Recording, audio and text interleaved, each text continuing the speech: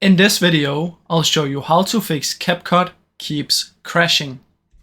Now first what you want to do is open up your CapCut right here, head over to your projects.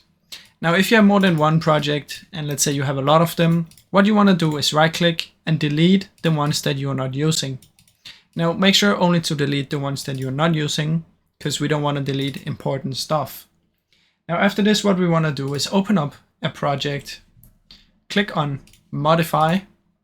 In here, go to performance, turn on proxy and choose 540p. Go back to details and make sure it's 30 FPS. Now, once you've done that, what you can do is come up here and close it so it comes down to the main menu. Go to settings, click on version, and take the new version if you have one. After that, go to settings right here, find your cache size and clear the cache folder. Simply press clear and press OK, and this can take a little bit of time, so just wait for it to be done.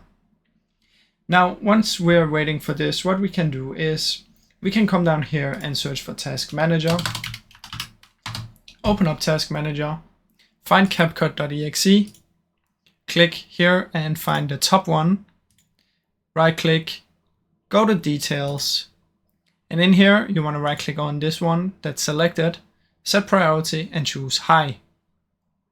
After you've done that, you can come back here, right click on your desktop, display settings, scroll down and find graphic settings. Now in here we want to choose browse and we want to find our CapCut. The easiest way is simply just search for CapCut right here, right click, open file location, and then right click, open file location once again. Now in here you should have the path, so click up here and Control C, come over here, Control V and press enter. In here select CapCut, add options, high performance and save. Now once you've done that, you're gonna come down here and search for run. Type in temp, press OK, delete all of these files in here. If this pops up, just press here and skip, do it again, skip, and just let these stay. Then you're gonna do the exact same thing, but you're gonna type percentage on both ends. Delete everything in here as well. Check this, skip, skip, and there we go.